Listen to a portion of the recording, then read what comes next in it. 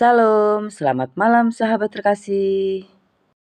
Setelah melewati aktivitas hari ini, mari kita sejenak menenangkan hati dan menyadari satu hal yang sering terlupakan, bahwa kebebasan sejati tidak ditemukan di dunia, tetapi hanya di dalam Tuhan Yesus Kristus.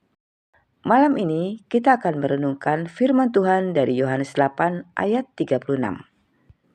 Mari kita baca bersama-sama. Yohanes 8 ayat 36. Jadi, apabila anak itu memerdekakan kamu, kamu pun benar-benar merdeka. Ayat ini adalah inti dari seluruh ajaran Tuhan Yesus tentang kebebasan rohani.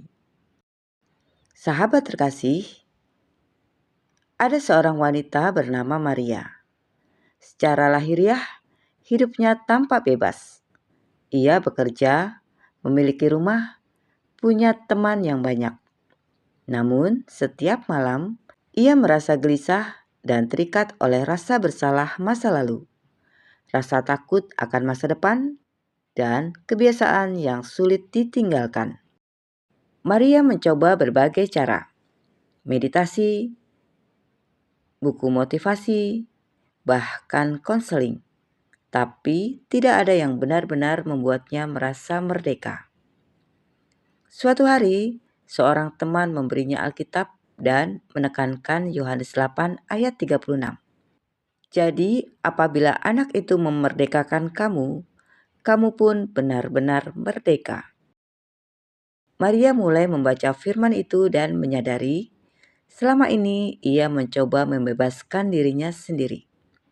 Padahal kebebasan sejati hanya datang dari Tuhan Yesus. Ia menyerahkan semua rasa bersalah dan ketakutannya kepada Tuhan. Dan malam itu, ia merasakan tenang yang tak bisa digambarkan dengan kata-kata. Hatinya bebas, damai, dan lega. Sahabat terkasih, mungkin banyak dari kita seperti Maria. Tampak bebas, tapi dalam hati terikat oleh dosa, kebiasaan lama, atau ketakutan. Firman Tuhan menegaskan bahwa kebebasan sejati hanya datang dari Tuhan Yesus. Sahabat terkasih, Tuhan Yesus berkata bahwa siapapun yang berbuat dosa adalah hamba dosa. Kita sering mengira kita bebas, tetapi tanpa Kristus, hati kita tetap terikat. Perasaan bersalah yang terus menghantui, kekhawatiran yang menguras energi, kebiasaan atau dosa yang sulit ditinggalkan. Kebebasan sejati bukan sekedar kondisi fisik atau materi. Ini adalah kebebasan hati dan roh. Hanya Tuhan Yesus yang bisa memutus belenggu itu. Sahabat terkasih, Tuhan Yesus juga membandingkan hamba dan anak. Hamba tidak tetap tinggal dalam rumah, tetapi anak tetap tinggal dalam rumah. Hamba tidak punya jaminan. Anak memiliki hak waris, perlindungan, dan identitas yang jelas. Kita yang percaya kepada Tuhan Yesus bukan lagi hamba dosa, tetapi anak Allah. Itu berarti kita diterima dalam keluarga Tuhan. Kita menerima warisan rohani. Kita memiliki identitas yang kekal. Hanya dalam status sebagai anak Allah, kita benar-benar merdeka.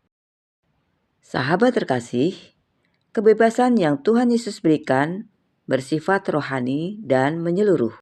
Dia membebaskan kita dari rasa takut yang mengekang, dosa yang mengikat hati, kepahitan masa lalu. Dan kebebasan itu bukan sementara, tapi selamanya. Karena Tuhan Yesus adalah anak Allah yang hidup. Sahabat terkasih, bagaimana kita mengalami kemerdekaan sejati?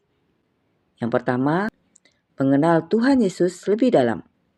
Baca firman Tuhan, merenungkan, dan doakan setiap hari.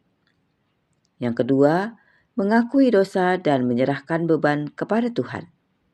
Jangan mencoba membebaskan diri sendiri. Yang ketiga, hidup sebagai anak Allah. Mari kita ingat, identitas kita bukan dari pekerjaan, status, atau pencapaian, tetapi dari Kristus. Yang keempat, berani meninggalkan kebiasaan lama yang membuat hati kita terikat.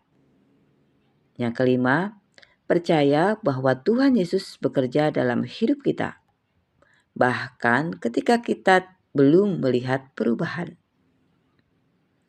Sahabat terkasih, Yohanes 8 ayat 36 mengingatkan kita bahwa kebebasan sejati bukanlah pilihan, tapi hadiah dari Tuhan Yesus. Sahabat terkasih, malam ini kita bisa berserah, melepaskan ketakutan, rasa bersalah, dan kekhawatiran kita kepada Tuhan, dan menerima kemerdekaan yang Tuhan Yesus tawarkan. Sahabat terkasih, mari kita berdoa bersama. Bapa yang penuh kasih, terima kasih karena Engkau memerdekakan kami dari dosa dan belenggu yang menahan hati kami. Tolong kami hidup sebagai anak-Mu, berjalan dalam kebenaran, dan menikmati kebebasan yang sejati.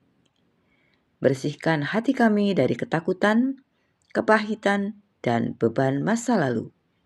Biarlah setiap langkah kami dipenuhi damai-Mu yang sempurna. Di dalam nama Tuhan Yesus Kristus, kami berdoa dan mengucap syukur. Amin. Sahabat terkasih, kiranya renungan malam ini menolong kita untuk hidup bebas di dalam kebenaran Tuhan Yesus dan mengalami damai yang kekal. Sampai jumpa di renungan malam berikutnya. Selamat beristirahat. Tuhan Yesus memberkati.